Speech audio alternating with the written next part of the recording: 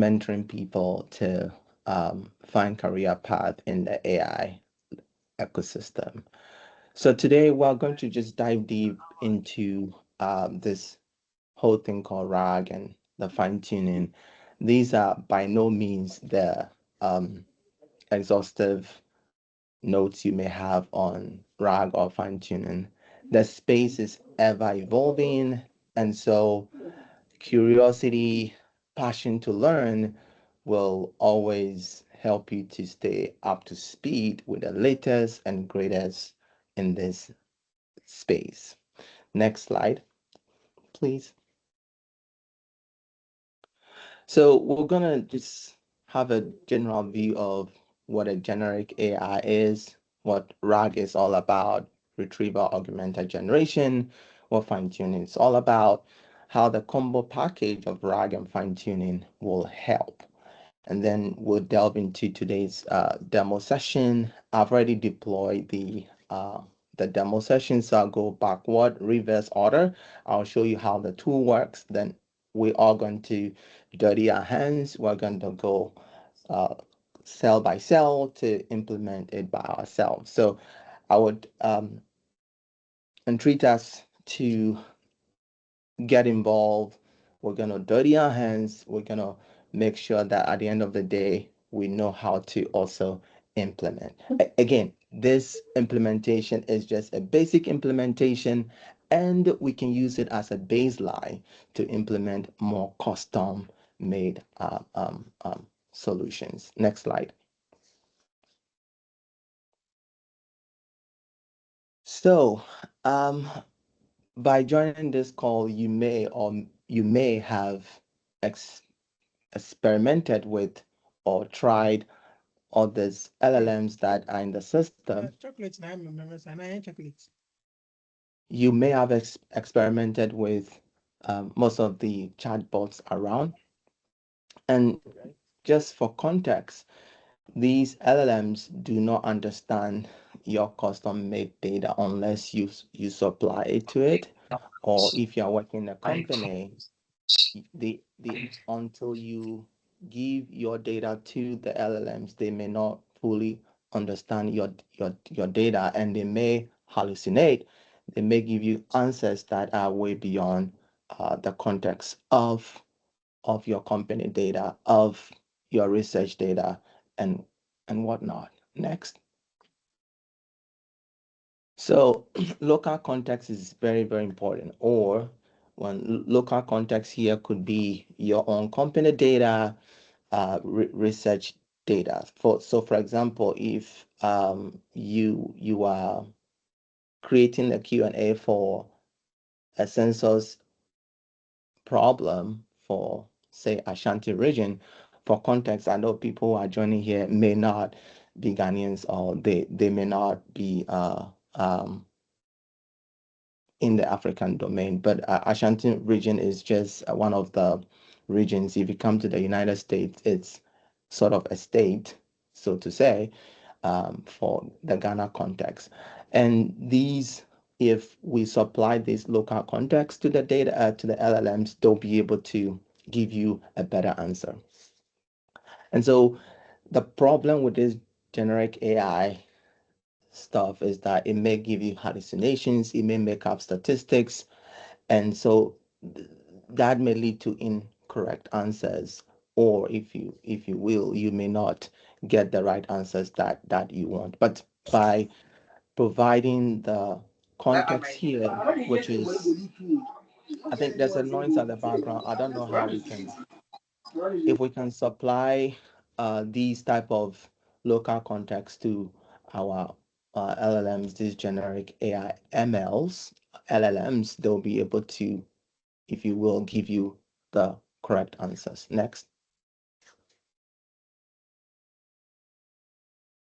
So the solution, and again, this is not only the solution, there are many techniques, but again, I said from my intro statement that this is just a basic, I'll call it toy problem implementation.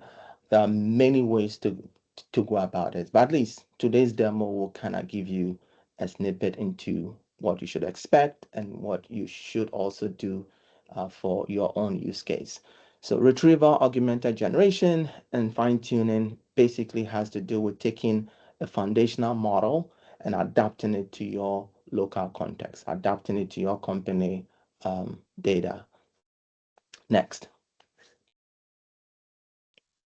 So RAG, retrieval augmented generation, basically we fetch relevant document first, generate answers based on those documents. So think of it like the Ghana census data, we curate some data, and then we ask questions specifically from that context, specifically from those documents that we've attached to the LLM. Next. So in this workflow we're going to have today, we'll see how you you give a query. That query is embedded. By embedding, we mean finding the vectors. So think of it this way: the way behind the scene, the machine will process this is by embeddings, right? So those textual information are converted into vectors, and those vectors are now processed. And based on those vectors, we go to search inside the document database. Here is going to be the Ghana census database, and then see, okay, is there any match with what we are asking? If there's a match, it will give you a high similarity score and say, okay, you asked about the population of Ghana, and maybe source document one has that information about the population of Ghana, say for 2021.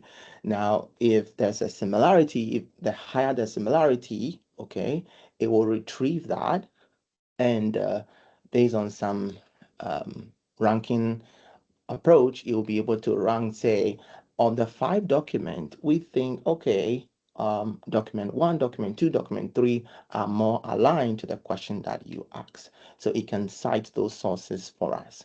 In this demo we're going to show you how the documents are retrieved based on the similarity that that that the solution is able to find. Of course, the LLM piece, because of some constraints, we are not going to be using the OpenAI API. The reason is that I want to do a couple of simulations and stuff like that, and by the time we may be done, we may have exhausted our free credit. So I did everything very local, and so, but if you want to advance it, you can use the OpenAI API to do the chat stuff, and then the answer is retrieved. Next. Okay, so by the time we're done, the retrieval is going to be grounded. The answers are going to be backed by real documents based on the curated documents we have. Hallucinations is minimized, and then we'll be able to cite sources. And by doing this, we would have adapted the foundational model to our own use case. Here, the Ghana census data. Next.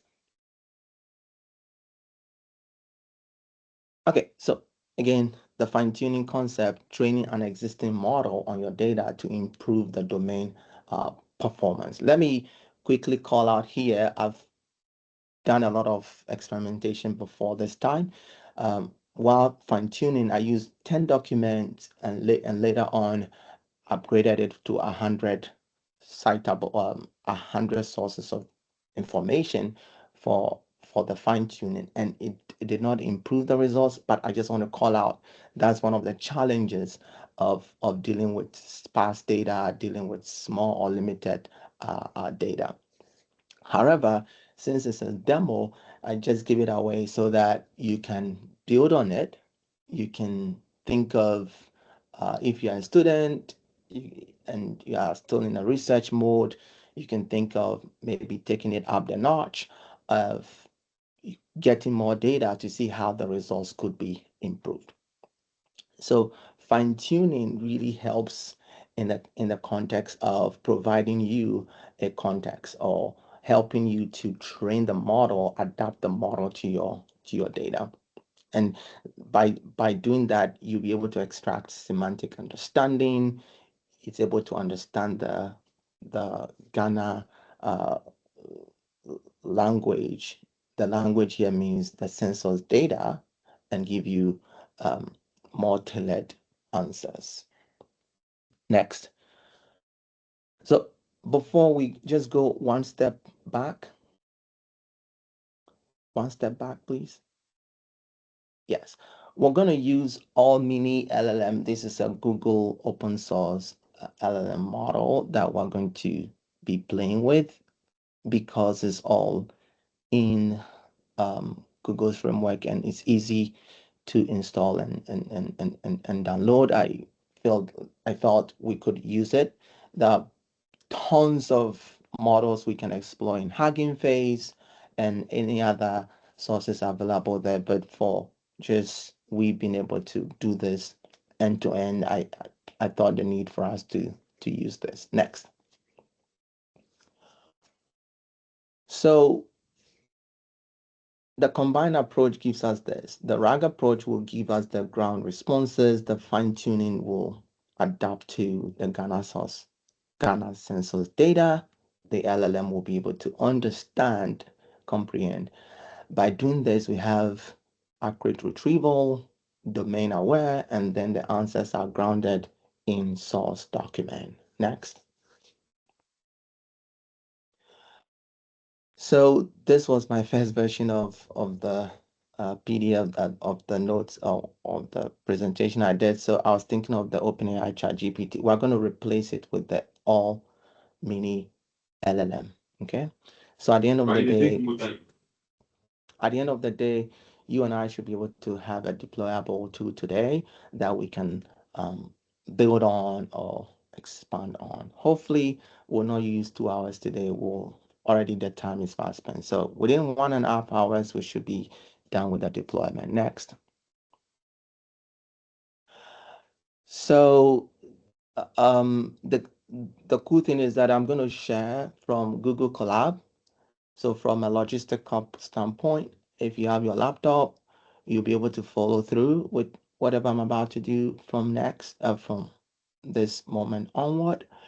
We're going to use the Chrome DB. It's a vector database that easily converts all the embeddings into distances, and the lower the distance, meaning the query vector compared with the document vector, if the distance is smaller, meaning that they are somewhat very, very similar, that gives us high similarity based on the fact that, okay, the query says document one is more relevant to this query. Document two is more relevant to this query and whatnot. We'll apply the fine tuning and then use Streamlit to deploy. Okay, so I think Dr. Henry, you can stop sharing your screen and then I can take it away.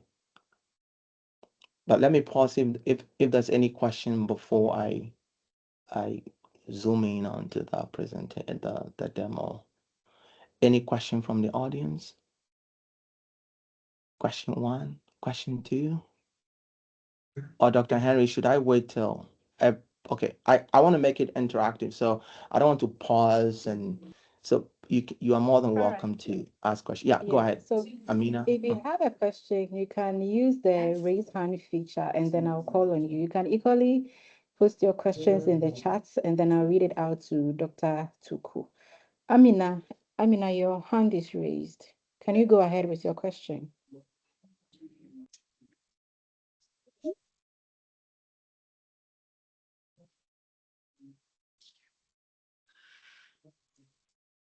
Amina, are you here? Yes, Okay, please. go ahead. So, please, I have a quick question. I just Okay. want to understand the difference between RAG and the RAG system based on using documents. Okay. So the RAG is think of it like a wrapper around your LLM. The LLM is trained for context, just to bring everybody on the same page. The LLM is a large language model and is based off of a transformer paper that has transformed the whole AI ecosystem. A lot of knowledge-based data corpus has been used to train that. As I recall, the first release of ChatGPT in 2022 came with this amazing innovation. And as of that time, they had trained ChatGPT with almost all the information on the internet, right? And as of that time, also, I was trying to wrap up my PhD then. They were some of the answers that you were getting was hallucinating, right? But with RAG, generation, you are creating a wrapper around it so that when you ask a question, it doesn't go to all of this billions of information that have been trained. It just goes straight into that wrapper, or if you will, that knowledge base you are provided. The rack system is just basically creating the flow or the framework for the rack to work. Does that help, Amina? Okay, awesome. Next question, All please. right, Benjamin. Benjamin, we are ready for your question. Hello. All right, go ahead, Benjamin. I wanted to ask about the embedding model. Okay, go Yeah. ahead. So you see, our language is very different from the data they train the embedding model on. Right. Yeah. So what if you are using the embedding model on our language? Will it still be able to understand the semantics of it? Yeah, that's a good question. So I don't know if Professor Stephen Moore is on the line. Um, he's building on this Kaya AI to help us to help African languages and whatnot. Yeah, so it depends on the architecture, how you engineer the RAG and how you fine-tune the model. It's doable, Benjamin. It's doable because depending on how you um, orchestrate, or if you will, engineer the your pipeline, it will be able to understand the semantics of our local language, and that will provide a context so that when you ask a question in our local language, you'll be able to retrieve it accordingly. Does that make sense? Yes. And the reason why I'm asking that question is that um, a friend of mine was Mhm. working on similar thing, and the word, how do you call it? The word embedding model wasn't good for local languages. So you can see that during the tokenization process, it splits the word by character instead of like subwords. Okay, So okay, that's what I okay, meant. okay. I get you. Um, there could be agentic framework that could also be leveraged, right?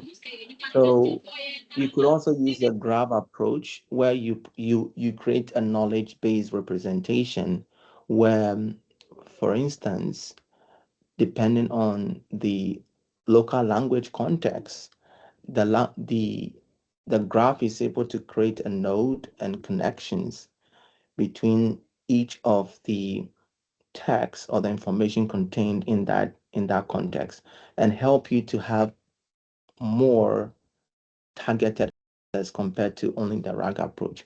We could explore more advanced technique on that. Does that make sense, Benjamin?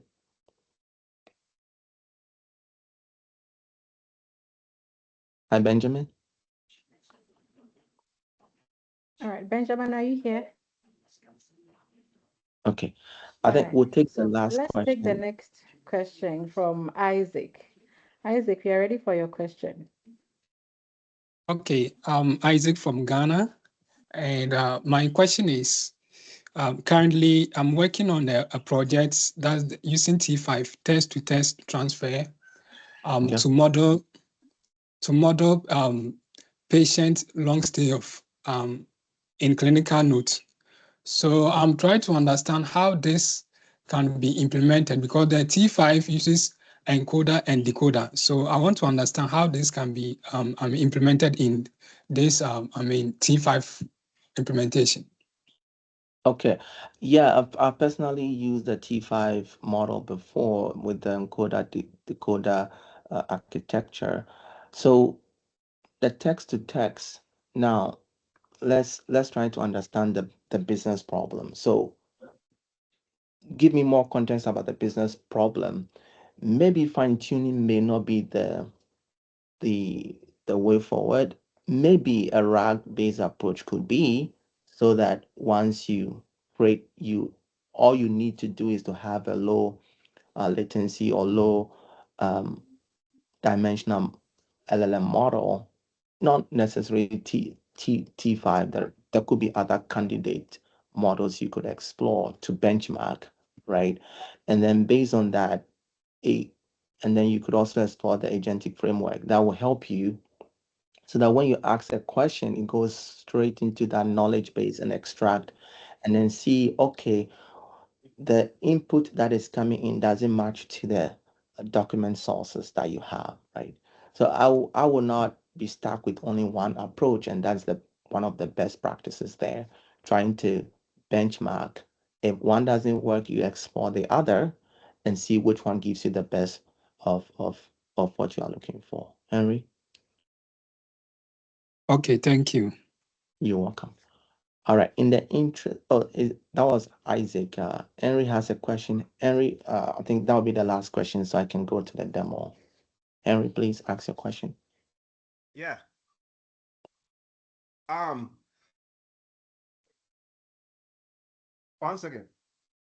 Okay.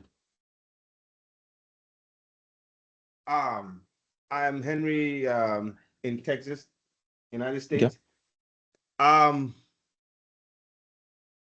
I wanted to get assistance with getting data. I see that you're going to be using 2021 population and housing census data, and maybe after this call, I want to connect with you, see how I will be able to get data about Ghana, because that's a huge challenge for me. So mine is not Oh, a question about this okay. particular, but Awesome. also, but yeah, I'm on the call listening.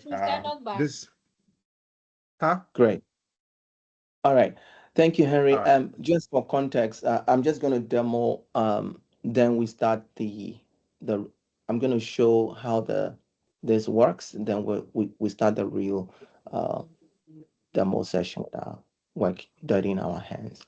So, just for context, once again, these data was curated by ChatGPT for me. I did not go to because of time, number one. Number two, I I didn't want to have the issues of doing a lot of data cleaning and all that. So I all of these data are curated, what we'll call it in the real research world, it is called synthetic data, kind of mimicking the Ghana census data. But to Henry's point, we can connect to see how we can really apply real Ghana data here and make the model more intuitive.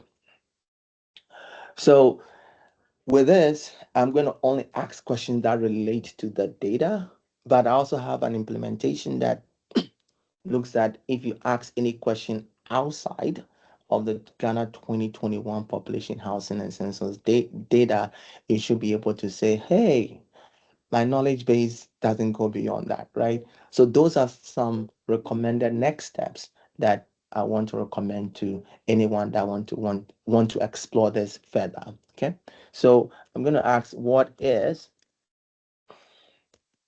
excuse me, what is the population of Kumasi, for example? So it's going to retrieve. Now the way it's encoded, it has been encoded to retrieve the top three sources that are more aligned to the question. So it says based on the Ghana 2021 census data, Ashanti region, with Kumasi as its capital, has over 5 million. Again, this is a curated data, so just full disclaimer, this is not accurate or may not be accurate. It's just a curated data. It is known as the cultural heartland of Ghana. The region has literacy rate of about 79% and electricity access of 89.1%. Now, this because it's curated. Maybe if we go to the Ghana Statistical website and we put the data, it may be off, it may not be, it may be off or it may be close. We don't know. But again, kind of replicating what real world data would look like. It pulls from the demographics from Ashanti region. It also pulls from the national population. So all of these are way up because we do not expect it to uh, pull information. If there are though, if there's anything relatable, it will give us a relevant score of the, and since this is below 50%, or if you round it up, it's going to be about 50%. uh, you can clearly see that this is way off. This one is way off. But again, this is somewhat closer based on the source document. Let me ask the last question, then we kind of go and see if the hallucination I'm talking about, again, this is a static model. I trained it with a small, just 10 source of document data curated, so I expect it to hallucinate. So what is the population of America? I expect it to hallucinate because this is clearly way off, right? I didn't expect it to be this way. But I have another notebook that if time permit, we may demonstrate to see, okay, if um, instances like that, how does it handle that? On this note, I've shown you how this tool is going to work. So I'm doing a reverse order. Now we're going to go into the demo itself. Prior to the meeting, I started running it. So the Streamlit is actually working. I'm going to stop it. So Dr. Henry and the moderator, how do I get this code, this stuff to our people so that they can follow through? What do we do? Should I just copy the links? I think you can go over what you have. Okay. At the end of this, maybe you can share your GitHub link to your repo or something, then we can pick it up from there. Okay. All right. All right. Yes. Okay. Right. But if you So also want to share I think that would distract people. You get okay. it? So you could have also shared your GitHub link, link to the code in the chat, but that would distract people. So let's just go follow what you're doing. Then at our own pace, we go to the code and work with it. Yes. Okay. So here's my GitHub link actually. Thanks for calling. So I will put it somewhere here as Ghana. And can you guys see the screen though?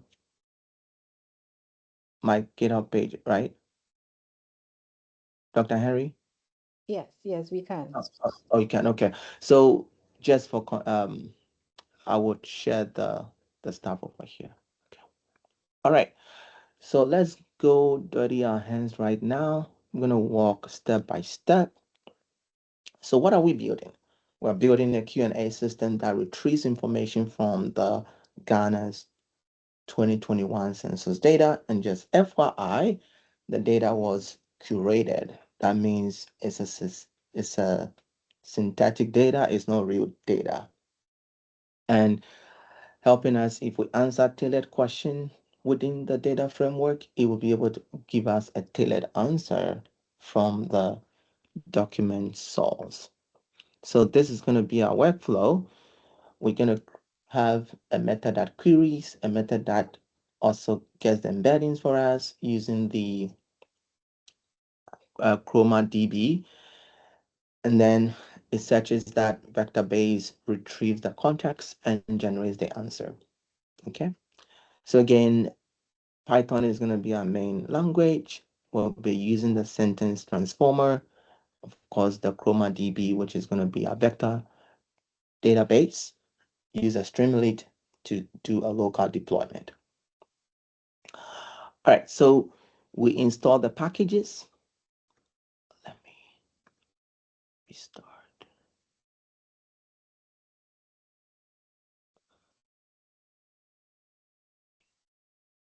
So I'm going to restart the session. So here we import all our packages, including the transformer and then the Chroma DB. So I run that. So it's pulling, it's going to say, okay, our packages installed successfully. We'll wait another few seconds. So while it's running, let me go to the next cell.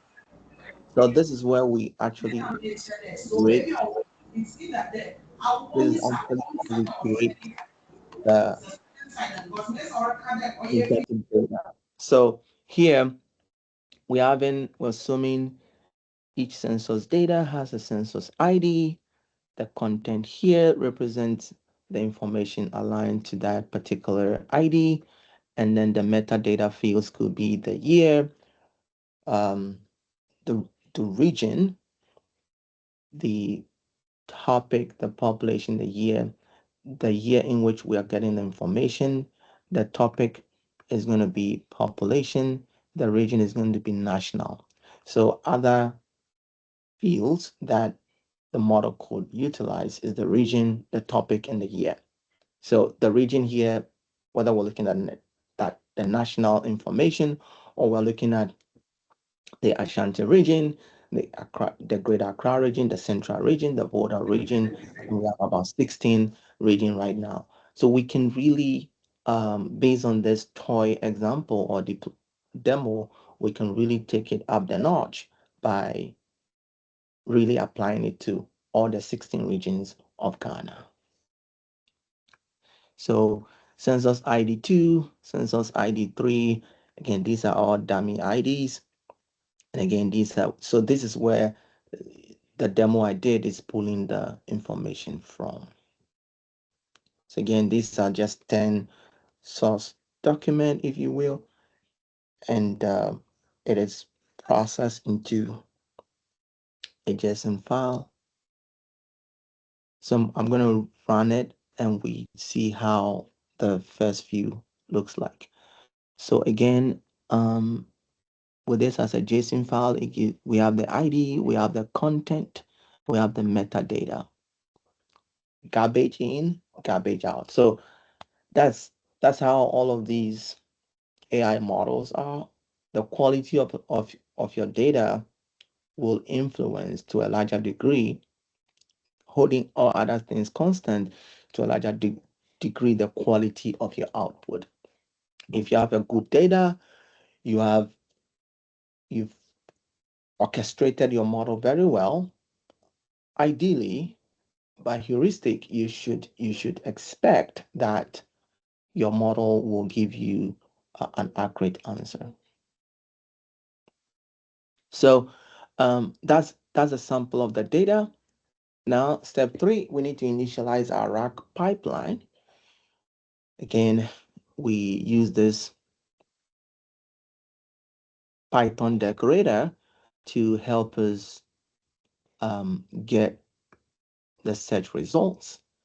And if we're supposed to do this with just the normal implementation, it may need a lot of repetitive code. So we are using this decorator to help us streamline our code. We have the sentence transformer. That is where we're going to call this object. Sentence transformer will help us call or pass in the argument of the LLM model.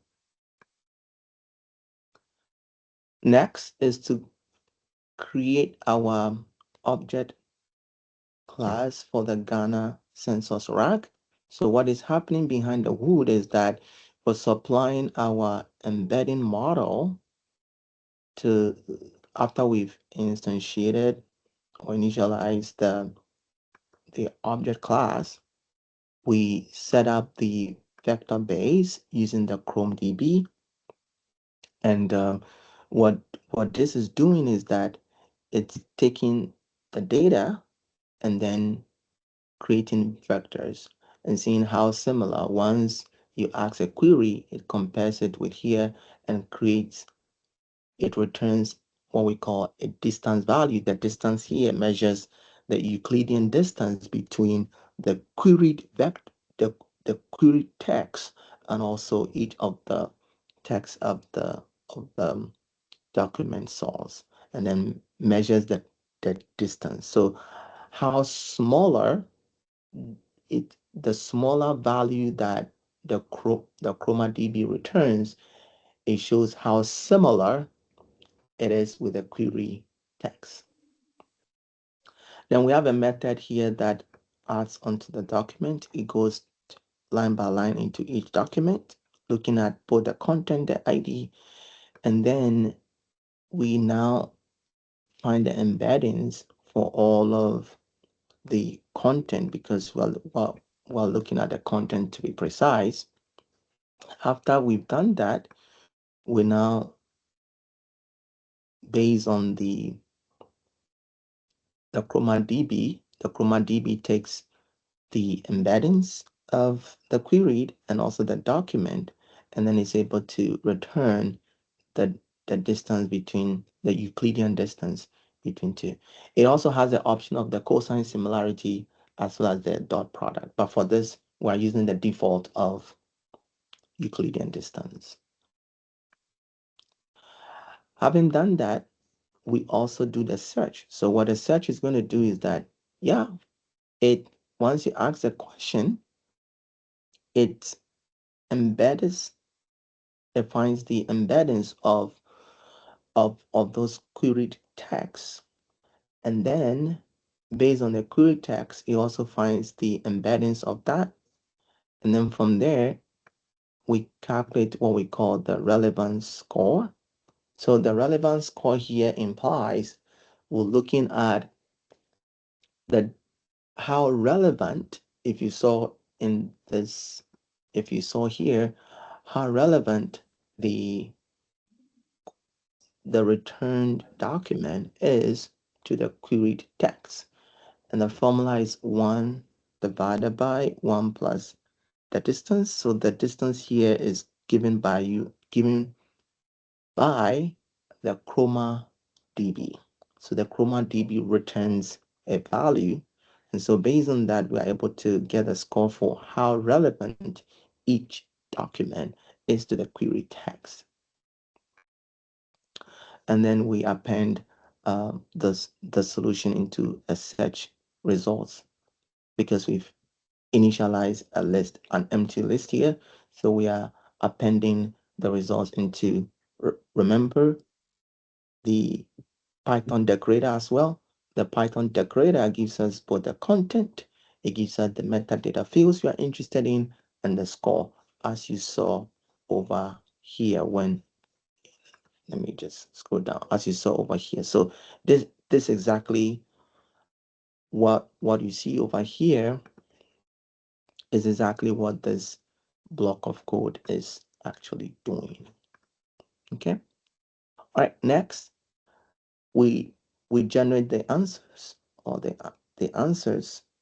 So by we having the method that helps us to generate the answers, it takes both the query results as well as the context results from the list of the results, and then returns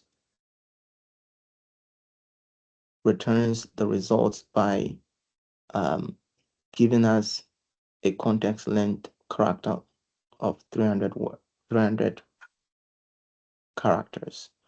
We could also chunk it depending on how we want it to be.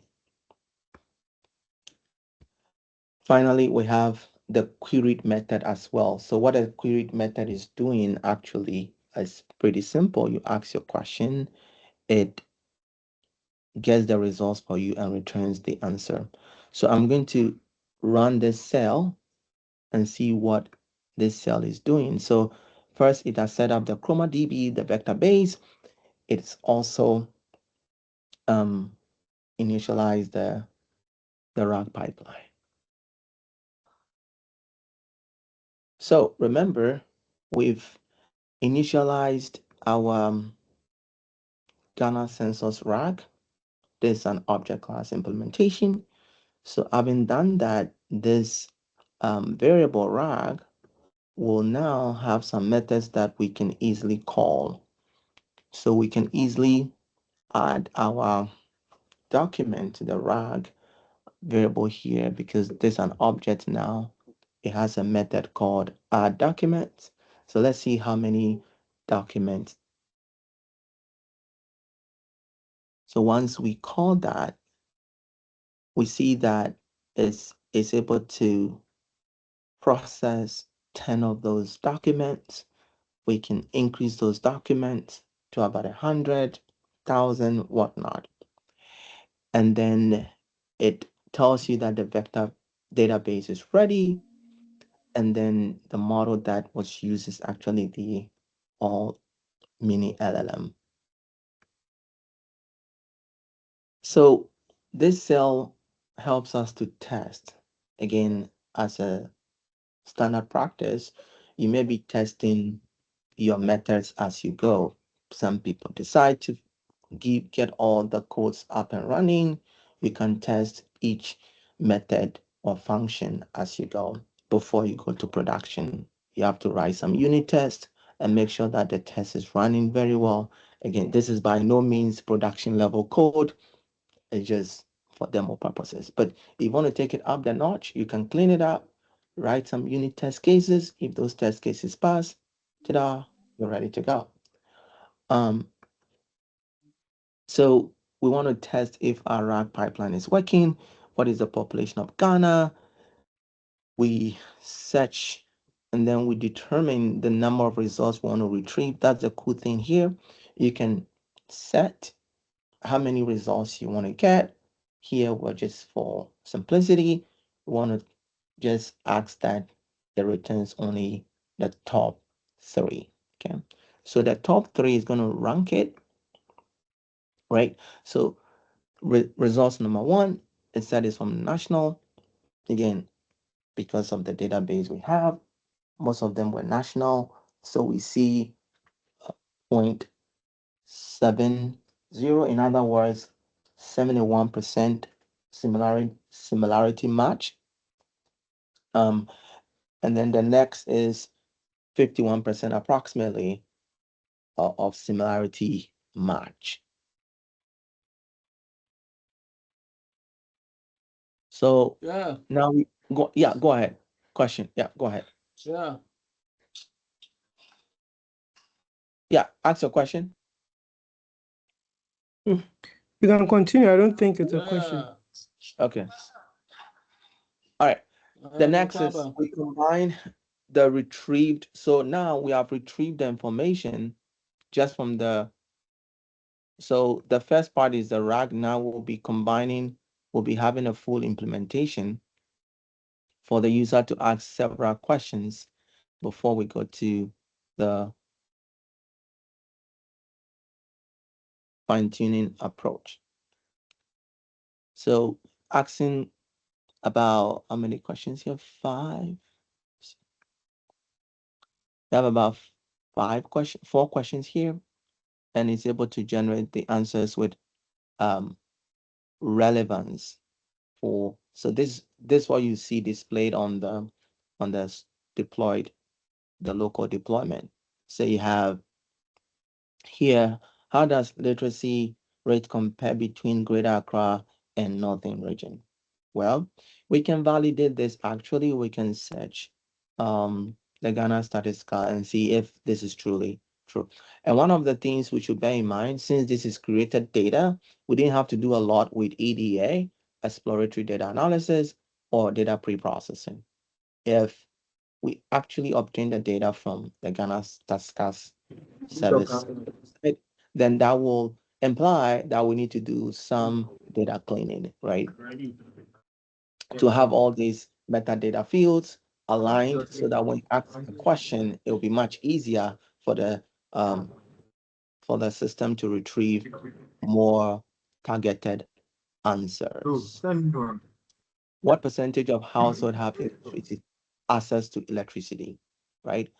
I said, well, access to electricity nationally is about 84% of the household, and saying that Greater Accra has the highest access, which for those of us from Ghana, we know that this might be true, followed by the Ashanti region, and maybe the northern region may be less.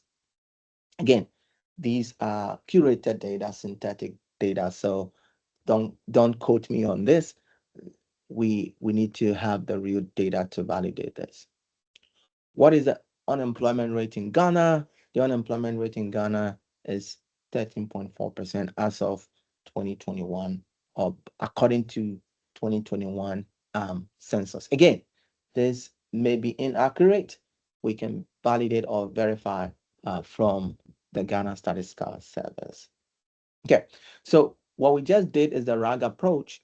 Now, for those of you interested in the fine-tuning method, so what a fine tuning does is that, so now, again, there are many ways to do this.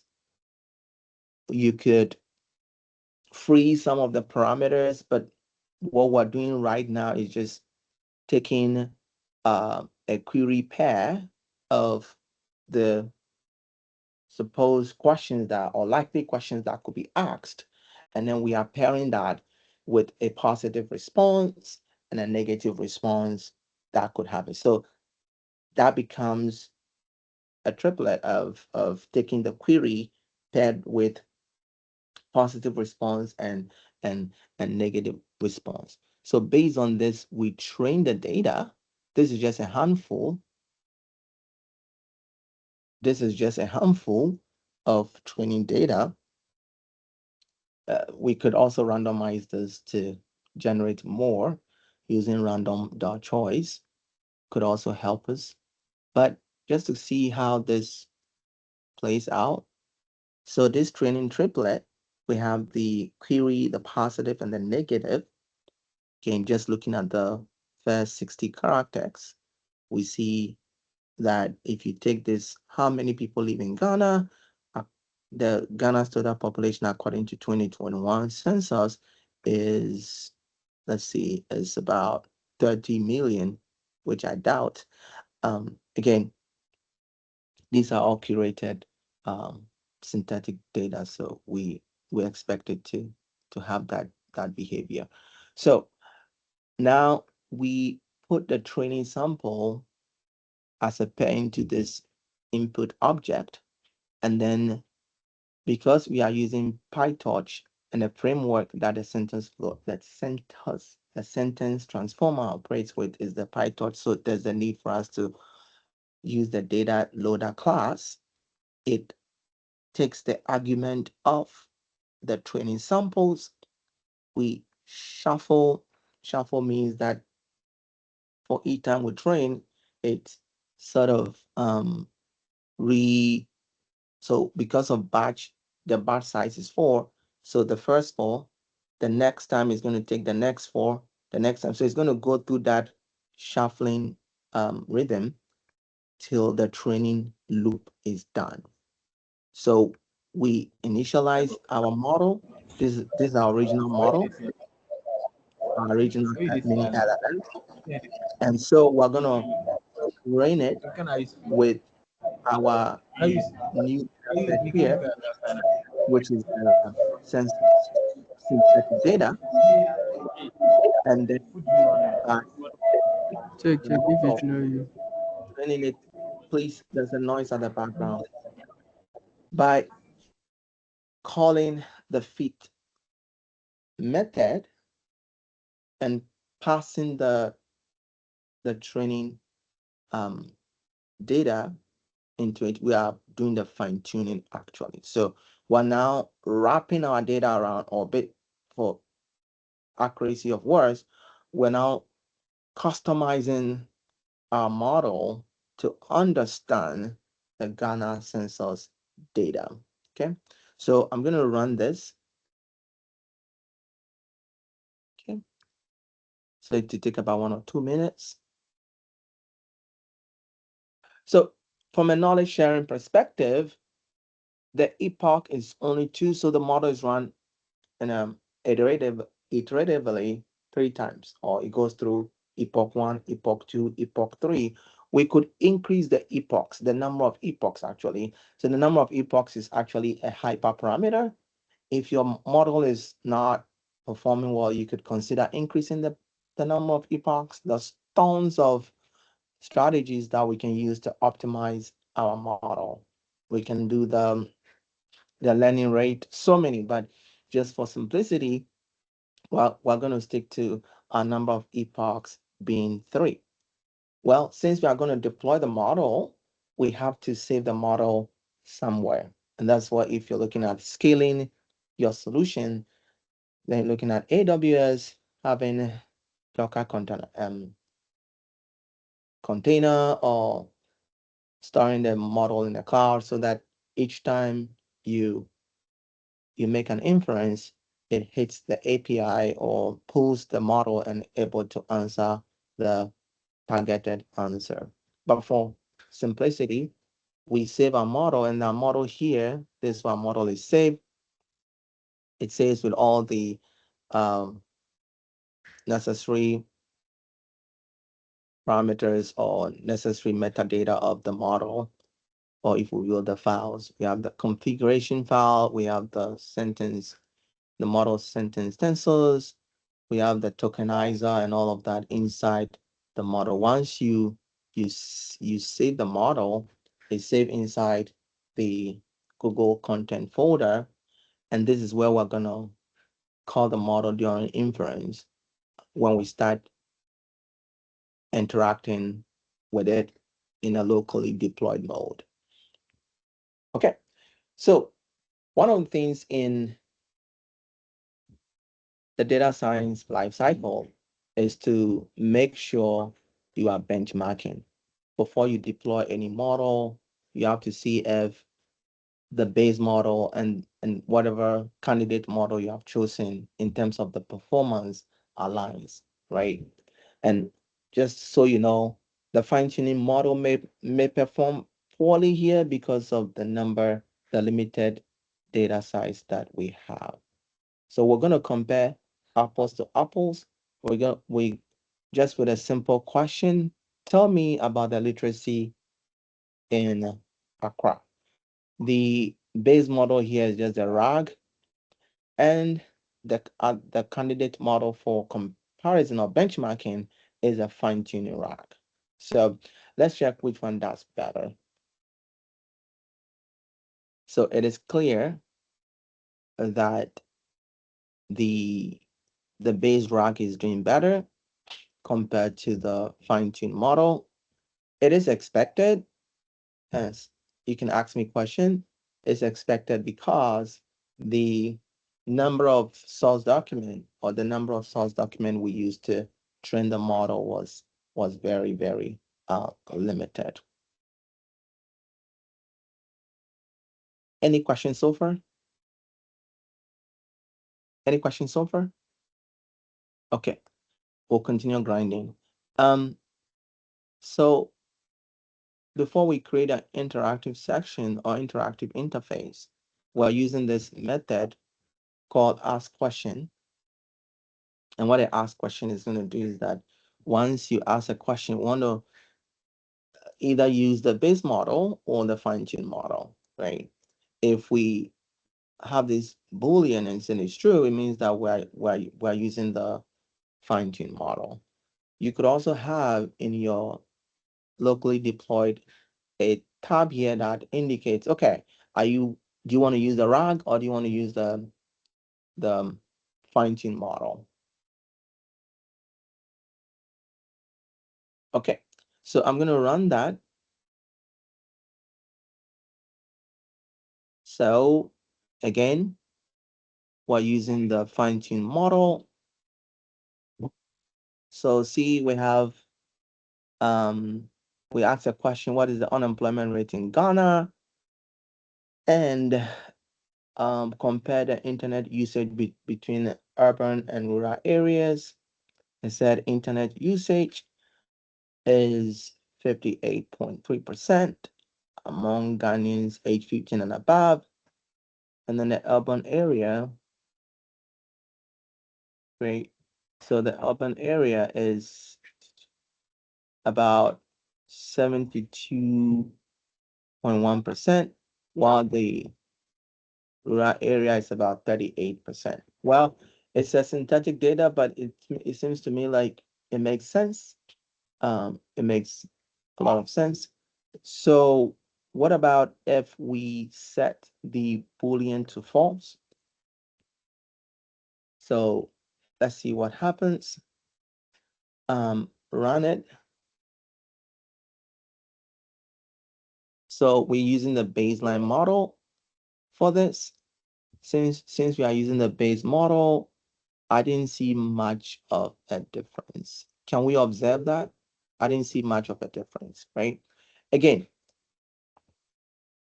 like I said earlier on, these are our toy problems, but in a scalable solution, if we consider using the real Ghana census data, we also increase, or we get high quality data from Ghana Statistical Services, then the fine-tuned model could show impressive results. So let's test it. Anybody ask me a question here? I want to engage us. So anybody from the audience could I think speak. Isaac has a question. Yeah, Isaac, go ahead. Okay. Yeah, my question is, so with the fine tuning, is there any cost function like the one that we use? For example, if it's a regression, we use the mean square errors and those things to check our performance. Right. Right. Yeah, that's a good question. We are not there. We are about to look at the the evaluation metrics soon. Yeah, that's a good question. We could also Okay. use um the F1 score, the precision, and all of that to check by vectorizing. Using the vectors, we could check, okay, how far off we are from the ground truth, right? I guess that is what you want to know, right? So what Yes. you could do, yeah, what you could do in the real world sense is that if you have the Ghana statistical data, you could split it into 80%, or depending on by rubric, I think 80%, 20%. And you may have like an unseen data as well that you vectorize, and whatever answer you get from your model, you check against the ground truth, and you can use to validate. You can look at the accuracy. Again, there are so many nuances when it comes to these type of methods. You can use the F1 score, the prediction accuracy as well. But in this demo, we'll be using what I call the heat rate at 1, heat rate at 2, and then the mean reciprocal rank. I'm going to talk about it in a jiffy. So I'm going to change this question to say, what is the population of Cape Coast? Well, for context, I graduated from the University of Cape Coast.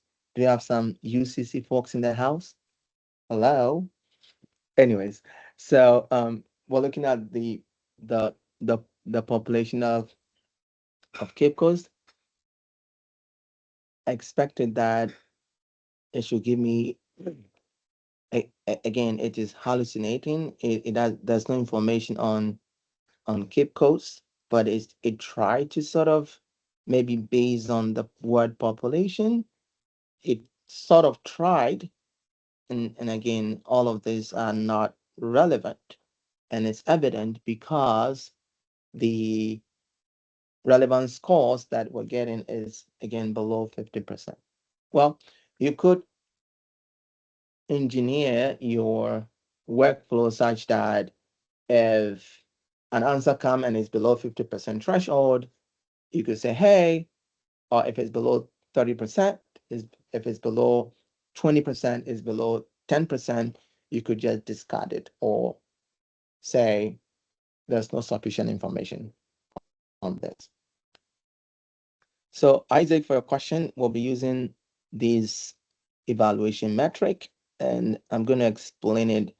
We have the accuracy at 1 hit rate, accuracy at 2 hit rate, accuracy, the mean, it takes the sum of the reciprocal hit rate. So I'm going to show this with a file that, let me have it here.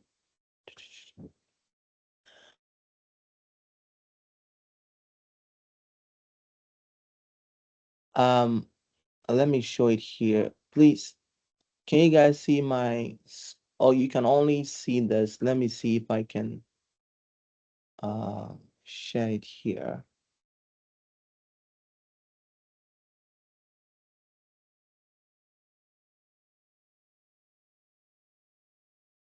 Okay, so let me copy it. I have it here. Just a minute. I want to show how it works.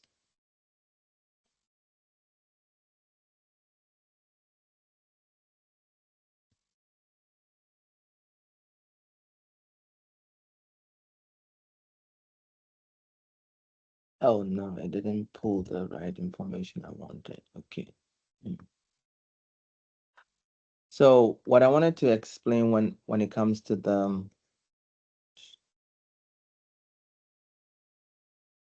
so let me run it and explain what this is all about. Then we go to the Streamlit application. So the mean, the accuracy at 1 hit rate means that the first top results that matches exactly. So I wanted to give an example. Dr. Henry, is there a way I can stop? I have a Word document open here, but I'm trying to see how I can show it to the audience. I think you're sharing the window, not the screen. So I'm sharing the window, not okay. Let me see. if you share the window, it only show the window that you shared, not everything. Not everything. Okay, let me change the. Okay, just a minute. I want to show files. Okay.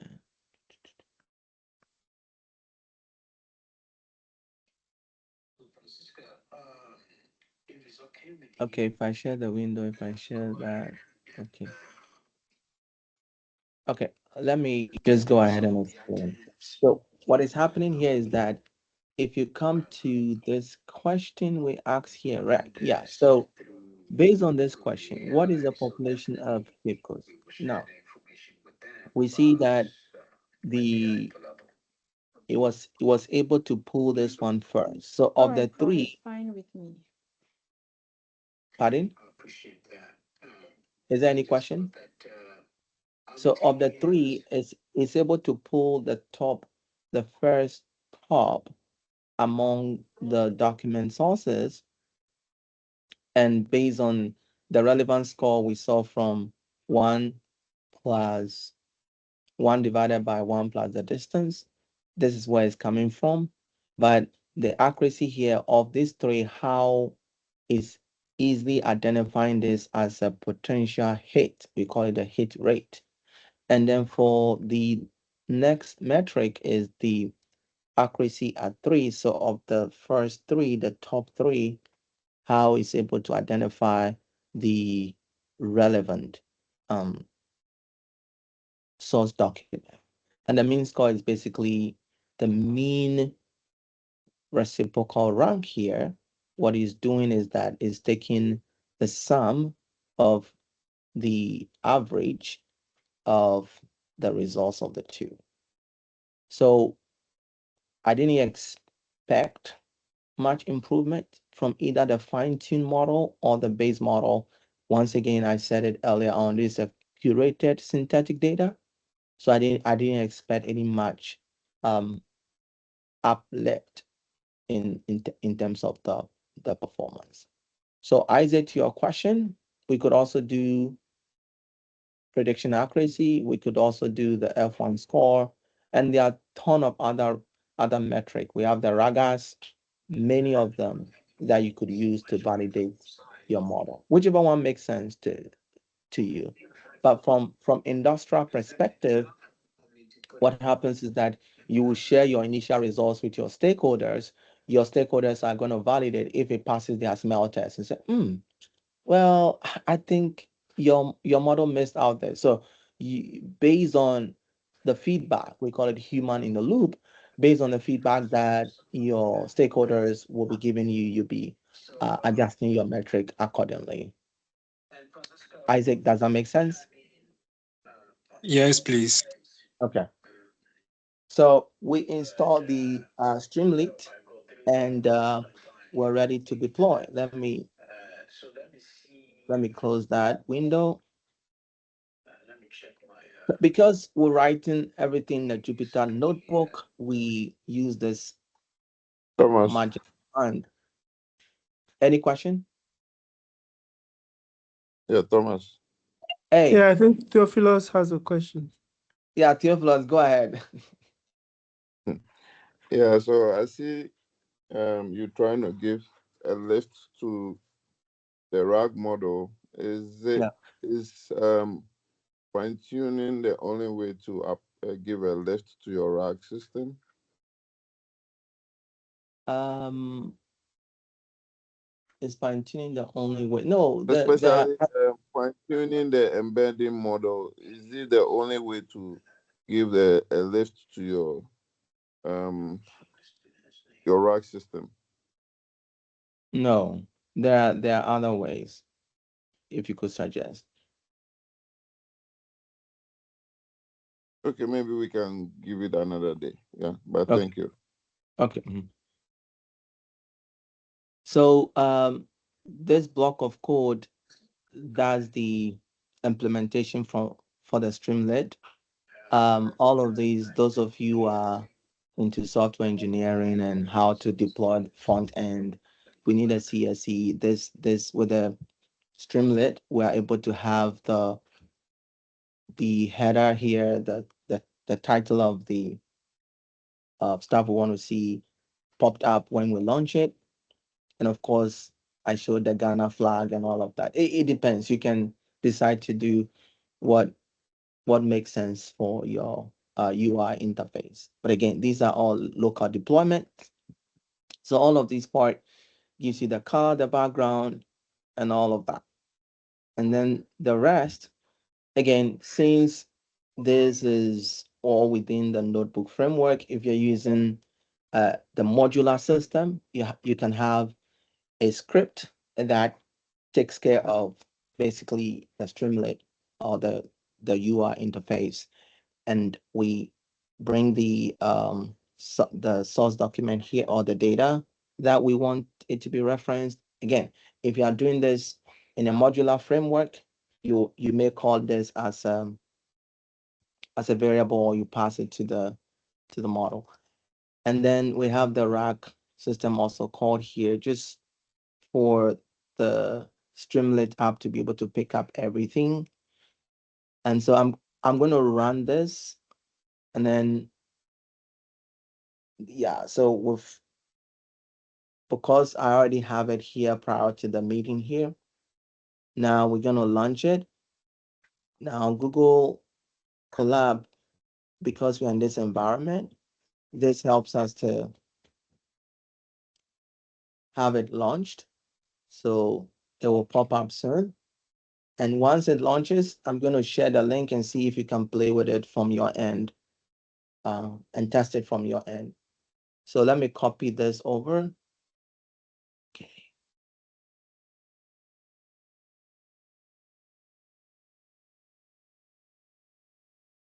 It worked initially, so I don't know why.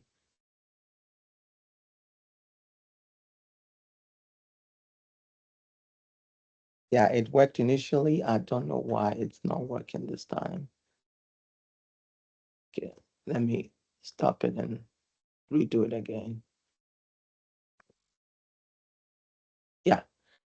No, Yeah, so I it's think you could leave it. I was typing it into the chat for them to play with it. okay. Let me share with you guys. Let me share.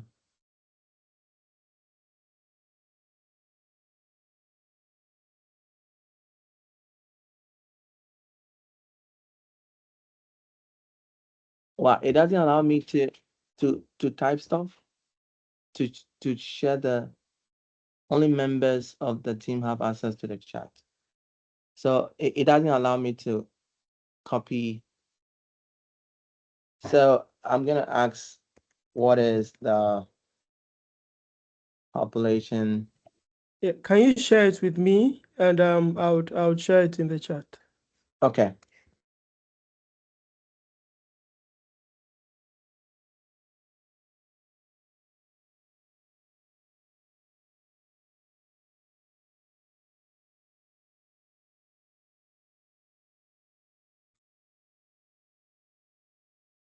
Yeah, I shared it.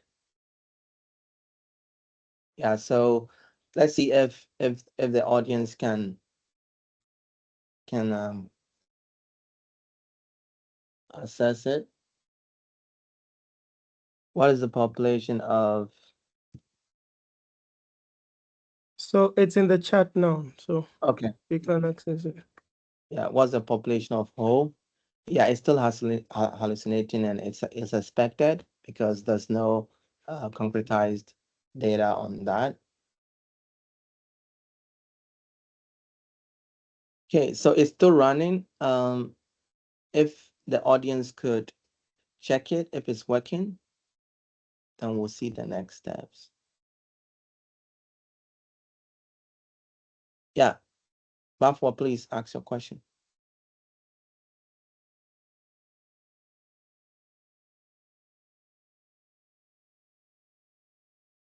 Hi, Bafwa. Yeah, go ahead. Go ahead, Bafwa. Oh, sorry. I was just pressing something mistakenly Okay, raised my yeah, hand. because your hand shows that Yes, were yes, it was a mistake. Yeah. oh, it was a mistake. Okay. Yeah, so I want to check from the audience if somebody has tried it, and that's it, Brett. Do you have a question?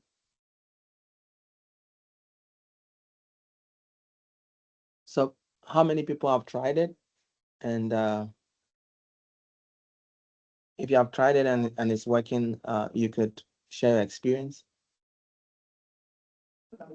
Yeah, I shared my Thomas, screenshot in the chat. So Okay. Thomas, yeah, are you that's the sharing picture. your browser or something? No, I'm sharing this. Can you see the? Yeah, from my side, I'm only seeing the notebook. Oh, you only seen the notebook? Okay, I see. Stop sharing. Share this.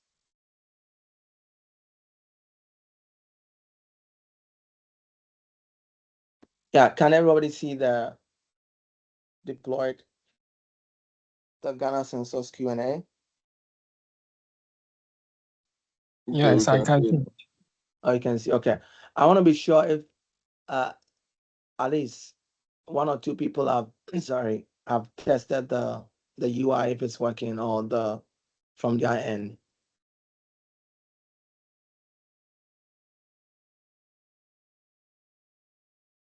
Yeah, I Yeah, tested it and it's working from my end.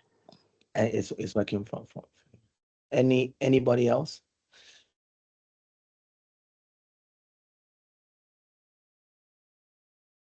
Okay.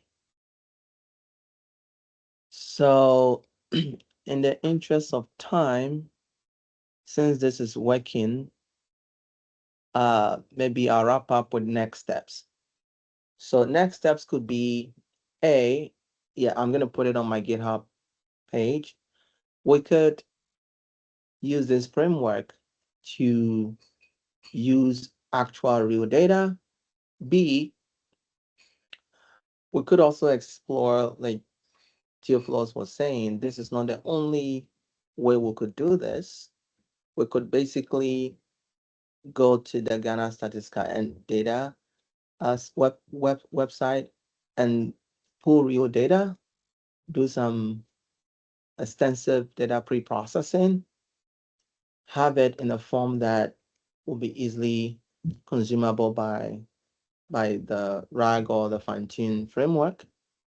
And then from there, we also apply different models, not only the all-in mini LLM, we could also explore the latest models, GPT, ChatGPT, Claude, all of these more advanced stuff, and see how it goes. If we can build this and show it to the GSS, that'd be great.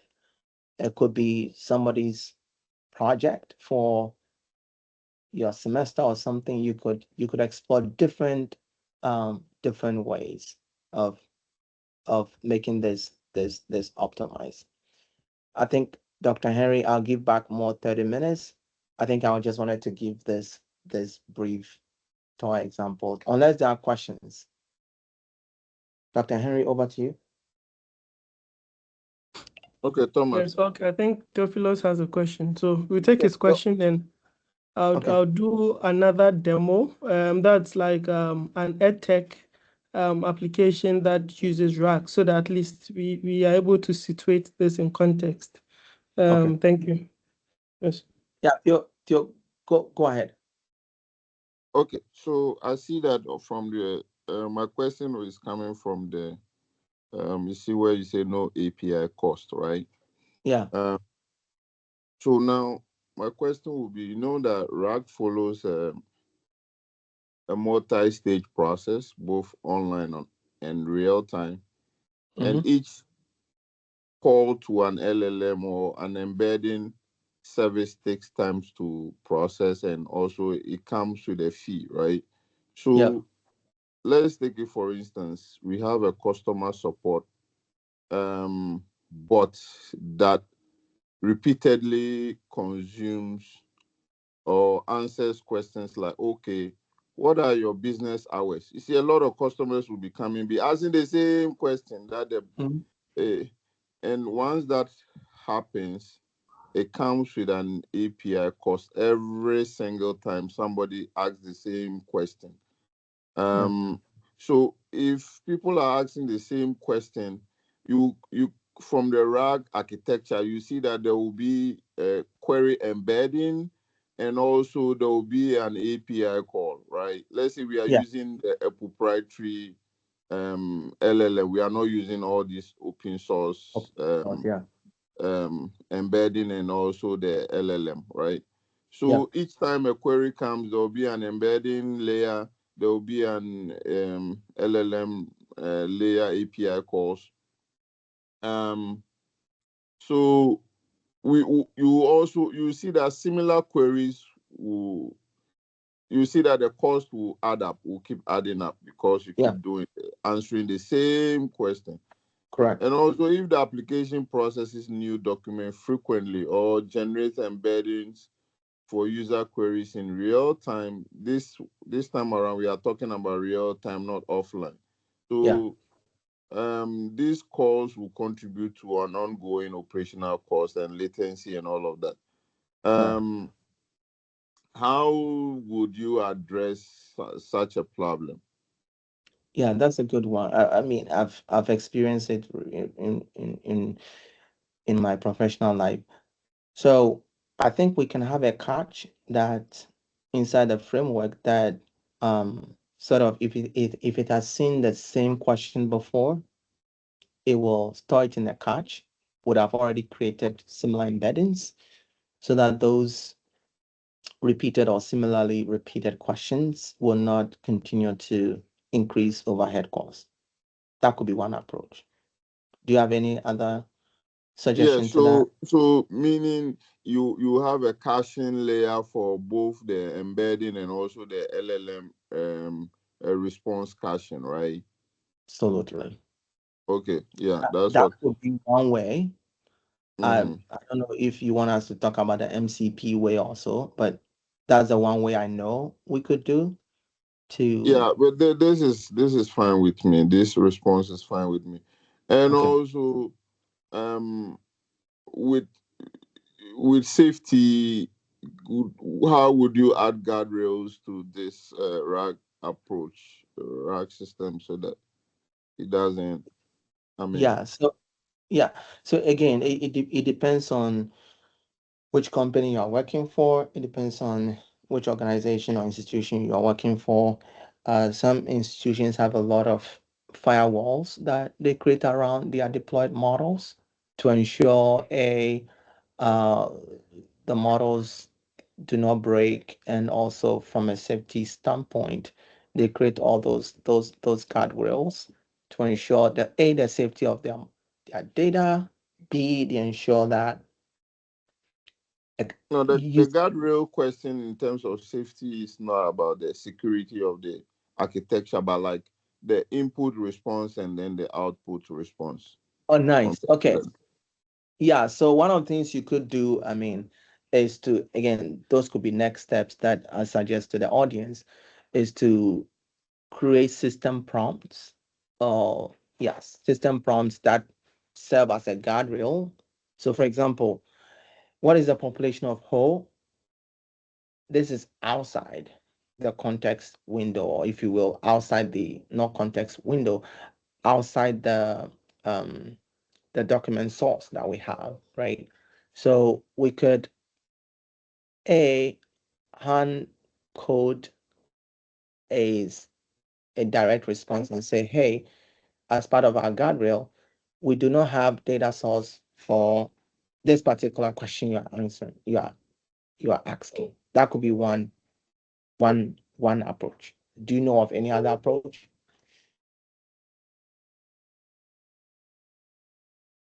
Yeah, Yep. so the guardrails in terms of safety, like harmful content, how to um make sure Oh, that people don't put in harmful content, and also the LLM doesn't respond with harmful contents, things like that, yeah, or those PII responses and input and stuff like that, content correct. moderation and things like that. Yeah, those are the Yeah. things I'm talking about. Oh, okay. So those also could be um, engineered from a system prompt standpoint. So that you specifically tell the model, hey, you do not respond to questions that are, or you do not give answers that are harmful or something like that. A classical example is um, OpenAI. They were sued for some stuff that their model has, unfortunately, somebody chatted with it till his demise or death, sort of suicide and all. So they are taking note of those. As developers, we can also create those, engineer those things behind the scene for our models. Okay, thank Yeah, you, Thomas. You yes. want. So, thank you. If I can come in, I think the system prompt is, shall I say, the best when it comes to this, so that you don't really push the prompt that comes from the user directly to your LLM to provide, let's say, a response or something. Aha. So that's just what I wanted to add. The system prompt is good. I'm sure when I demo the production app, some of these things might come up and we'll see how it's handled. Yeah, so Okay, that's so I'll stop sharing. You can go ahead, Doc. Yeah. So Henry, please take it away, Dr. Henry. yes. Can you see my screen? Yes. Okay, so just wanted to show this. It's just some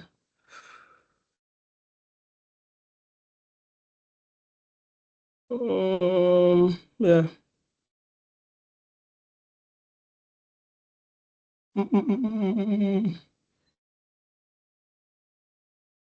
It's okay. No.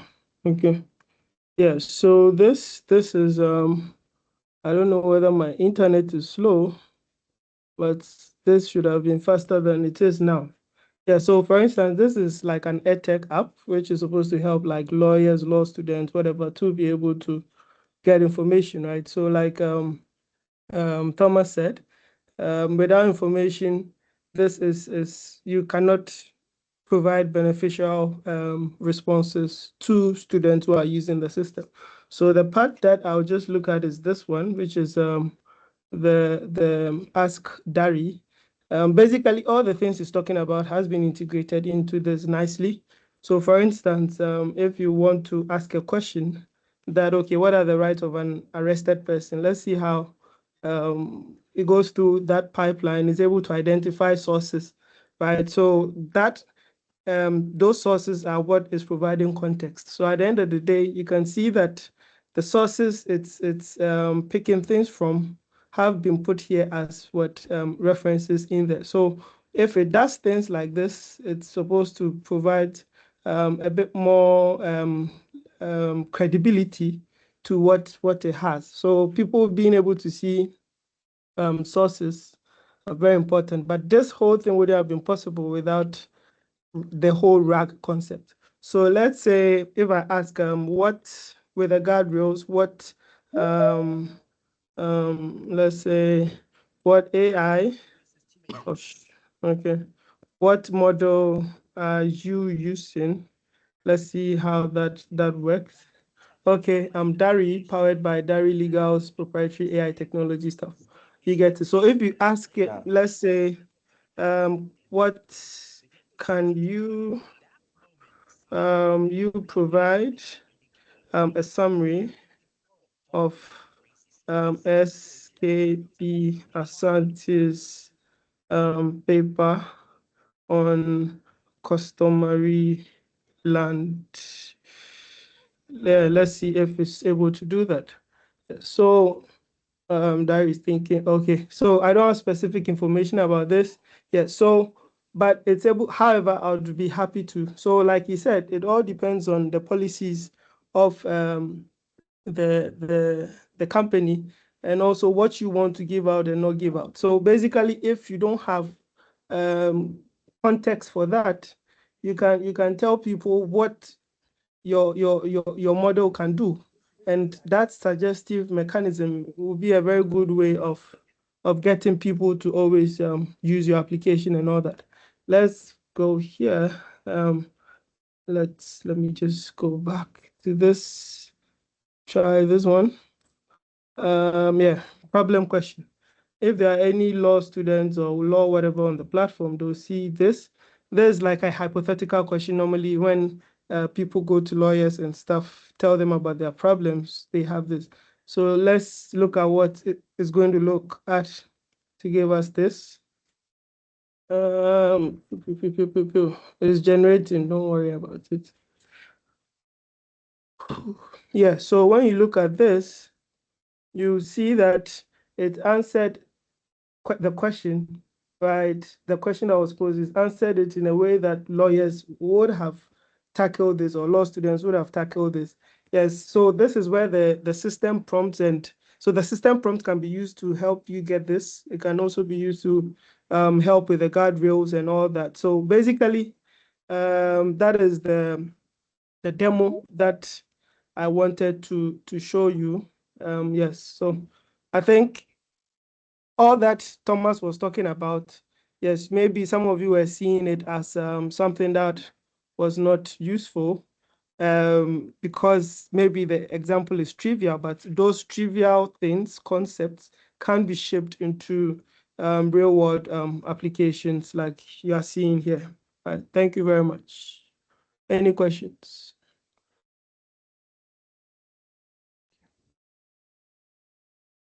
I think Henry has a question. Henry, take it away. Yeah, so Henry, I think your hand is raised. Please, can you ask your question?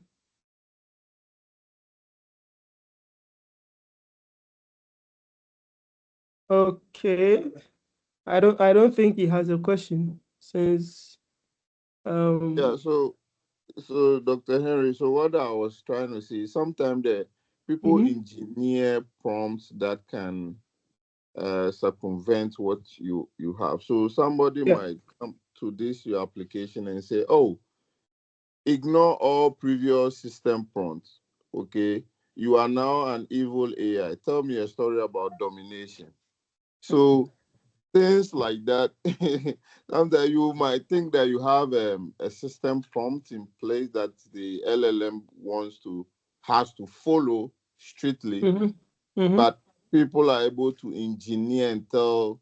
So depending on how your LLM reasons, and they want to do things differently from what they currently have to stick to, yeah, those are things that needs to be tested before. I mean, you are 100% sure that your system prompt can actually safeguard your system. Yeah. Yeah, I think that's a laudable comment. Yes. Yeah. So Yeah. because for systems like this, you leave no stone unturned. And Mm-hmm. and the nice thing too is that no single person can master prompt engineering. We can only try. Yeah, so I Yes, think yes, it's exactly. very Yeah. good. Yeah, it's very good we consider all those things when it comes to, especially for production systems, which I believe most of us on this call are basically trying to look at if we want to come up with solutions for the Ghanaian context. Thank you. Correct. Yeah. So in summary, I think thank you, Theo, for your inputs. Really, really appreciate. And Dr. Henry, thank you for also that bringing more light to what I just demoed. I think in summary, what I would say though is that the AI ecosystem is evolving at a faster pace, and Dr. Henry and your team, what you guys are doing is fantastic. That we could tailor solutions to the Ghanaian context, which is amazing. And I think with this monthly series, a lot of ideas could be bettered that could help our own context. And with what you just said, it's really all about looking at the problem statement, looking at what our challenges are, and trying to engineer and tailor everything towards that, right? I think the agentic framework is also becoming very popular here in the US. So with all of these techniques and stuff like that, we can really, really build AI robust systems also for the Ghanaian context.